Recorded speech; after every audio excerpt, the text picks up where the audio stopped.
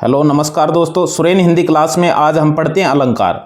अलंकार RPSC first grade के पाठ्यक्रम में जितने शामिल हैं, कुल 9 अलंकार शामिल हैं। पहले 15 अलंकार शामिल होते थे, आजकल 6 घटा दिए हैं, 9 अलंकार बचे हैं, वो हम पढ़ेंगे यहाँ पर। पहले अलंकार की थोड़ी सी भूमिका, उसके बारे में पढ़ लेते हैं, फिर वो 9 अलंकार जो है वो क्रम से जितना जल्दी हो सके उतना जल्दी पढ़ते हैं। अलंकार, अलंकार सौंदर्य होता है, कार्य यानी करने वाला, यानी सुशोभित करने वाला या सौंदर्य में वृद्धि करने वाला अलंकार, इसका शाब्दिक अर्थ है ये।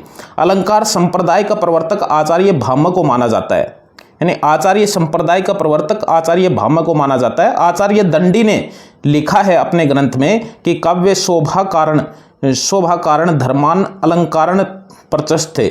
यह कहते हुए अलंकार को काव्य का शोभाकारक धर्म कहा है, ये आचार्य दंडी ने कहा है। आचार्य केशवदास ने लिखा है, जो कि हिंदी के कवि हैं रीतिकाल के। आचार्य केशवदास ने लिखा है कि जदपि सुजाति सुलक्षणी सुवर्ण सरस सुवृत और भूषण बिनो न विराजई कविता वनिता मित।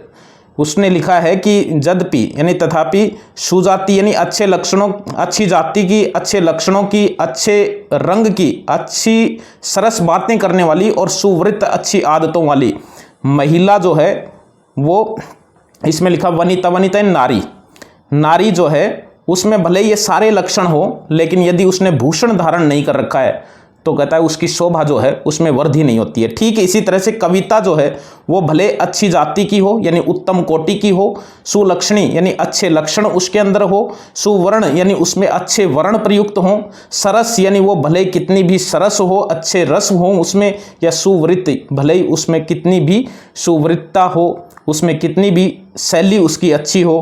कविता में जब तक अलंकार नहीं होता है, भूषण नहीं होता है, तब तक वो शोभा प्राप्त नहीं करती है।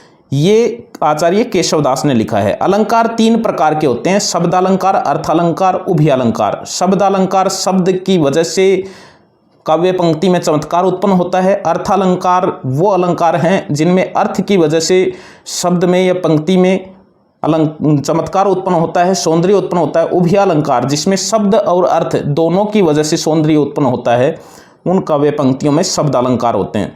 अब देखिए, यमक, सलेश, उपमा, रूपक, उत्प्रेक्षा, संदेह, भ्रांति, दृष्टांत, उदाहरण, ये कुल 9 अलंकार जो है वो आरपीएससी फर्स्ट ग्रेड हिंदी के पाठ्यक्रम में वर्तमान में शामिल हैं, नए पाठ्यक्रम में। बाकी जो शेष इसमें हैं ये 6 अलंकार, इनको हटा दिया गया है, पहले ये भी चलते थे। यानी सिलेबस कुछ बढ़ाने की बजाय कुछ घटा ही है।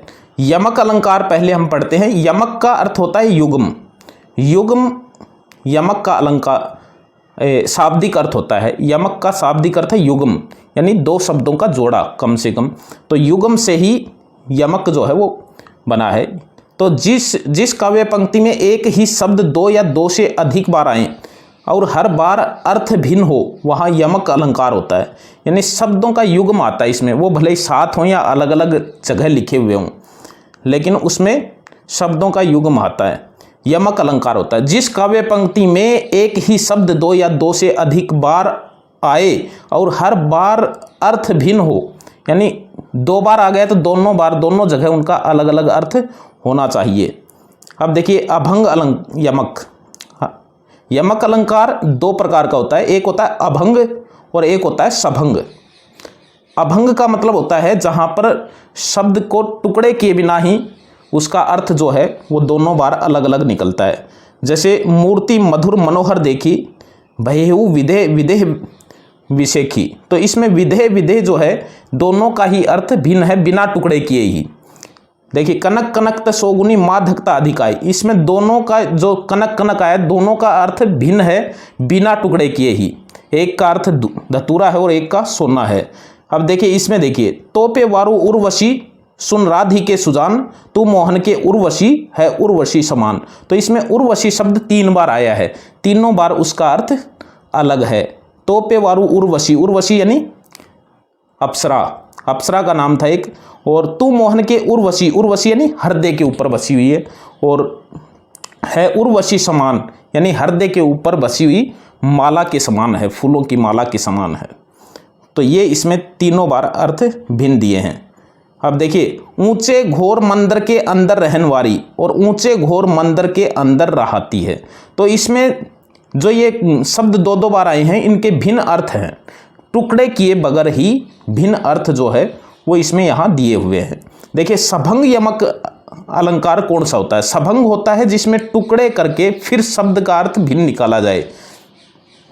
अब देखिए इसमें जैसे तुम, फिर तुम तम में, फिर तुम तम यानी अंधेरे में, मैं प्रियतम में, यहाँ पर इसको तम दूसरा शब्द माना गया है जो कि प्रिय और तम को अलग करने के बाद में ये अलग शब्द दिखाई देगा।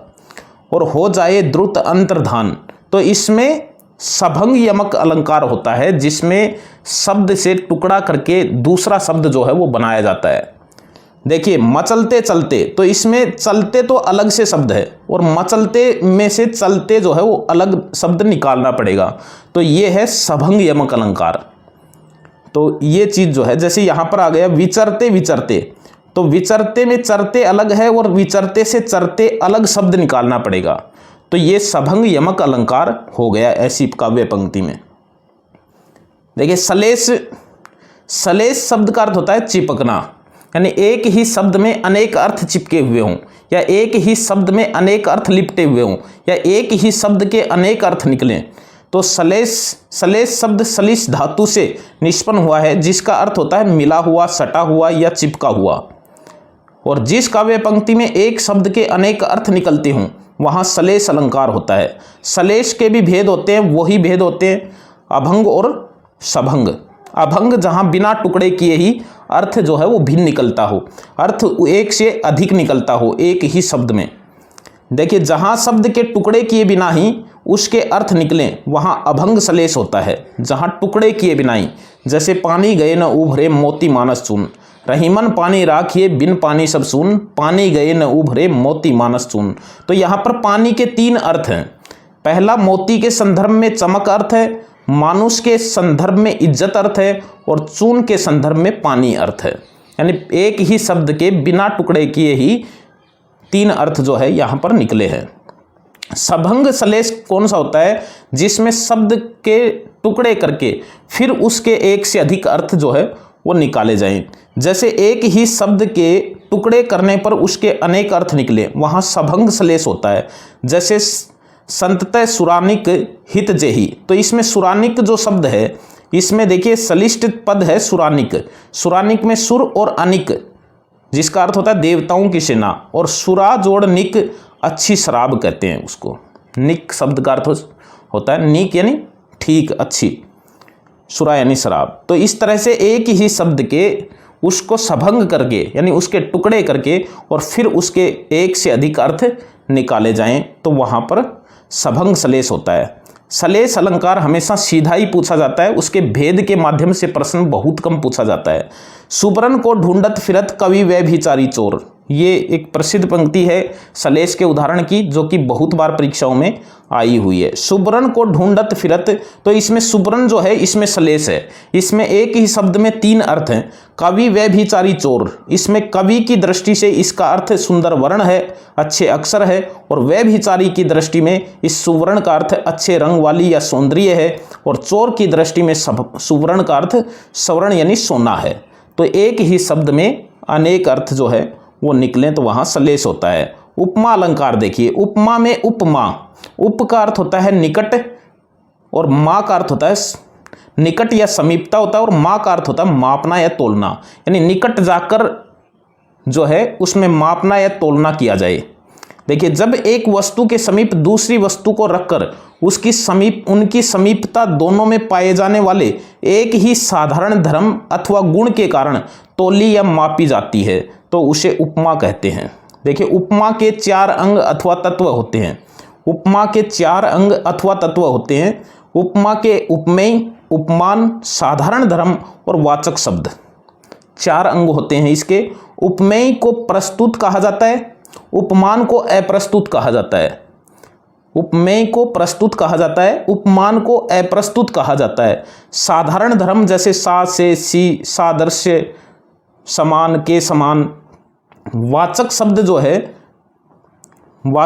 जो है साधारण धर्म जो है, वाचक शब्द सा से सी, सदृश्य, सादृश्य के समान होते हैं, और साधारण धर्म जो है जो उसमें जो विशेषता बताई जाती है वो साधारण धर्म होता है। जैसे हाय फूल सी कोमल बच्ची, जैसे फूल सी कोमल बच्ची जो उदाहरण है, इसके अंदर जो है वो चारों अंग हैं, चारों अंग हैं। जैसे फूल जो है वो तो उपमान है जो अप्रस्तुत है, बच्ची उपमेय है जो प्रस्तुत है, और सी जो है वो वाचक शब्द है, और कोमल जो है वो साधारण धर्म जो है वो है।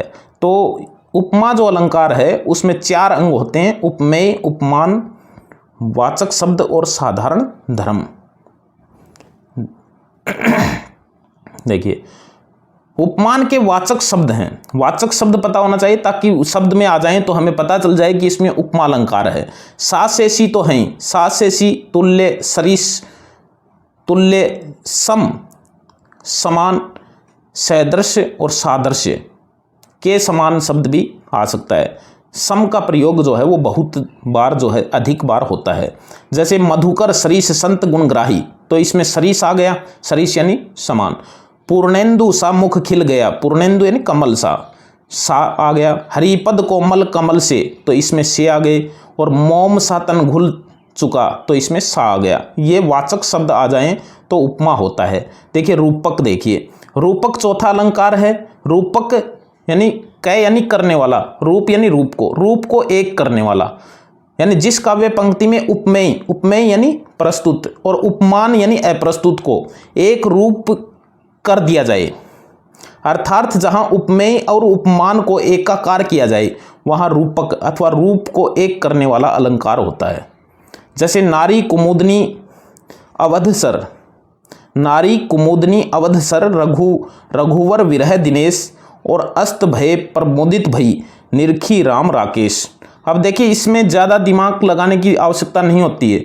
इसमें सा से सी जो वाचक शब्द होते हैं उपमा के अलंकार, वो वाचक शब्द इसमें गायब रहते हैं, वाचक शब्द का प्रयोग नहीं होता। बाकी उपमेय और उपमान तो दोनों ही होते हैं, उपमेय भी होता है और उपमान भी होता है, और वो वाचक शब्द न होने की वजह से उसमें एक रूपता आ जाती है। जैसे नारी कुमुदनी, तो इसमें जो है ये योजक शब्द लग जाता है, और सा से सी न लगा करके सीधा शब्द जो है उपमेय के बाद में उपमान जो है वो रख दिया जाता है, तो फिर वो रूपक हो गया, यानी रूप एक हो गया।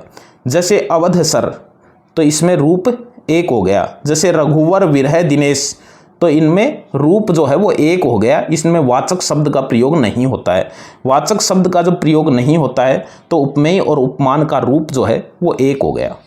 रूप उपमा अलंकार जो होता है उसमें वाचक शब्द आने से उसमें उसके जैसा बताया जाता है, जबकि रूपक के अंदर वाचक शब्द न होने से उसको वैसा ही बताया जाता है, वो ही बताया जाता है, रूप एक कर दिया जाता है, उसमें भिन्नता नहीं रहती है।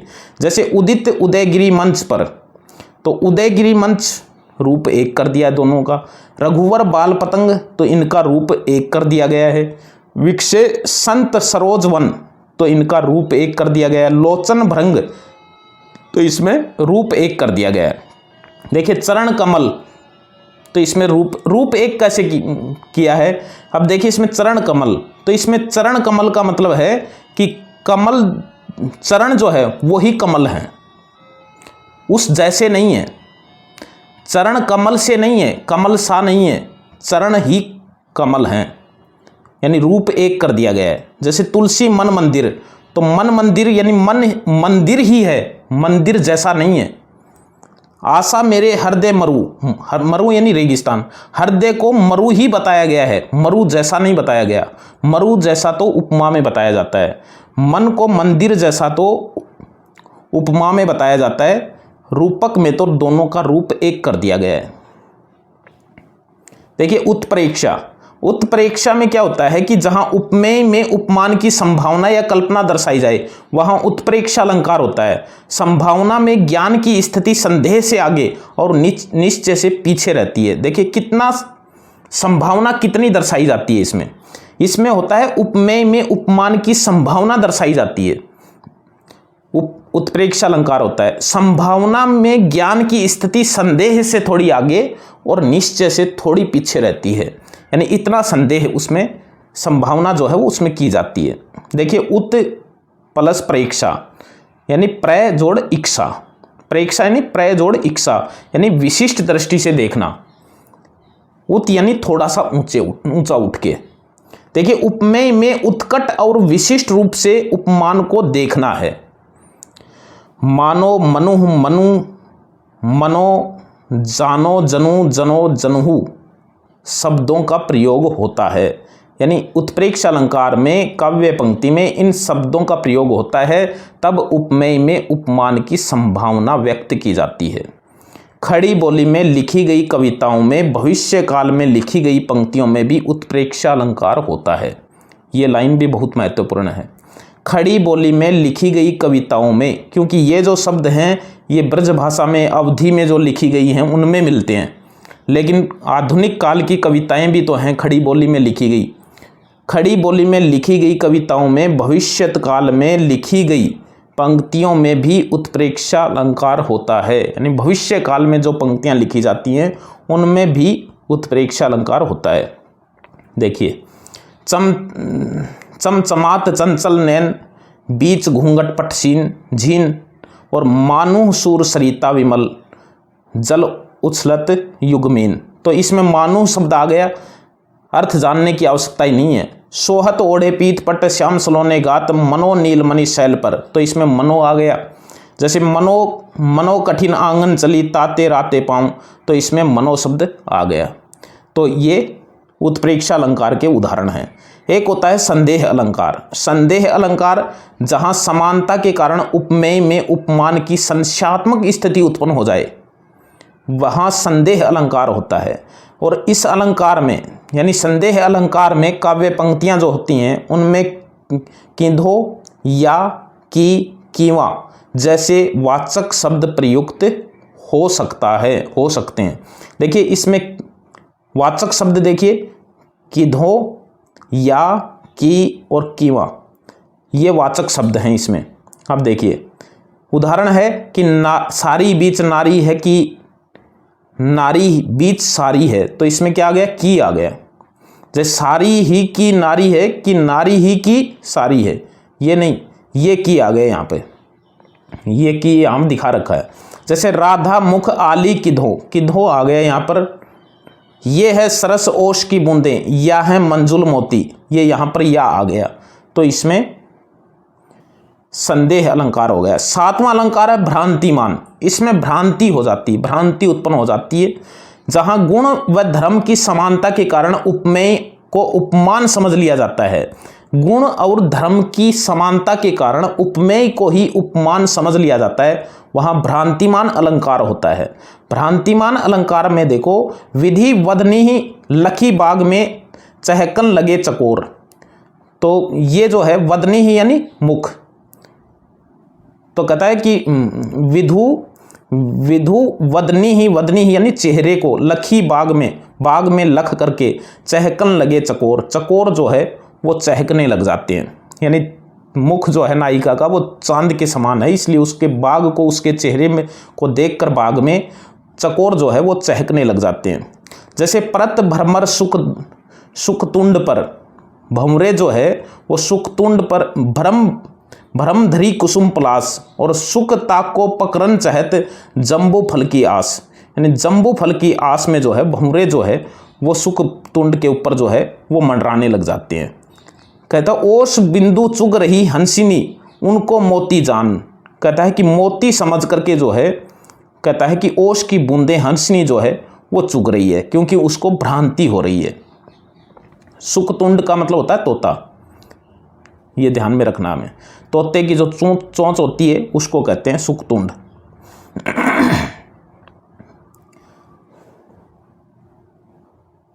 8 नंबर का अलंकार है दृष्टांत अलंकार।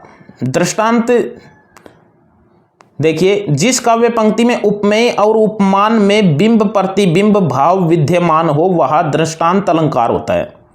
जिस काव्य पंक्ति में उपमेय और उपमान में बिंब प्रतिबिंब भाव विद्यमान हो वहां दृष्टांत अलंकार होता है। बिंब प्रतिबिंब जिसमें दिखाई दे काव्य पंक्तियों के अंदर।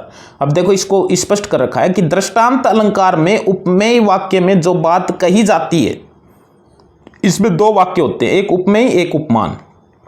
उपमेय वाक्य में जो बात कही जाती है उसकी सत्यता प्रमाणित करने के लिए उसी से मिलता जुलता उपमान वाक्य कहा जाता है जो प्रथम वाक्य की सत्यता पर प्रमाणिकता की मोहर लगा देता है। यानी इसमें दो वाक्य होते हैं, जैसे दोहा आ गया कोई, उसमें पहले में जो है उपमेय है और उसमें कोई बात कही गई है, उसी बात को सत्य साबित करने के लिए दूसरी लाइन में कोई बात कही जाती है, तो वो बिंब प्रतिबिंब कहलाता है।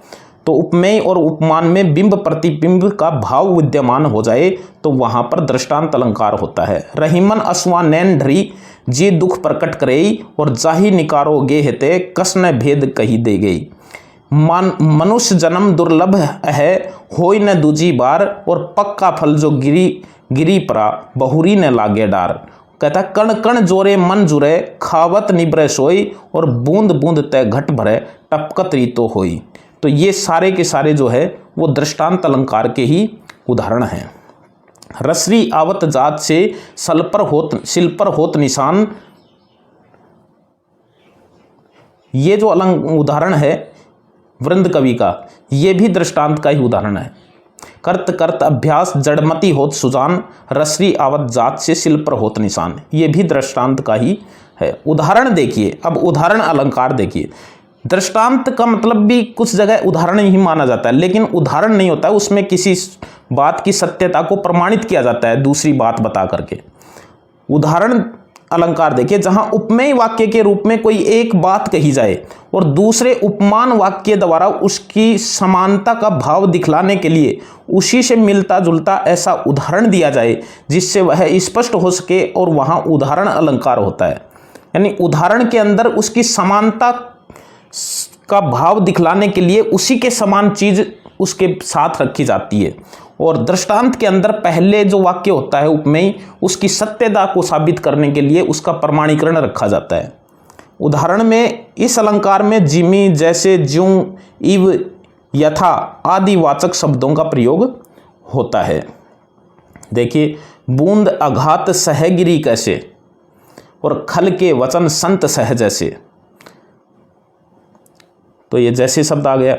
और मन मलिन तन सुंदर कैसे, विष रस भरा कनक घट जैसे, भूमि परत भर डाबर पानी, जिमी जीव ही माया लिपटानी। तो ये कुल 9 अलंकार थे जिन्हें हमने सोधारण जो है वो पढ़ा है। पंक्तियों का अर्थ जानना अलंकार में जरूरी नहीं होता है, बल्कि उसमें वाचक शब्दों को यदि जान लिया जाए तो उससे भी अर्थ जो है वो स्पष्ट हो जाता है।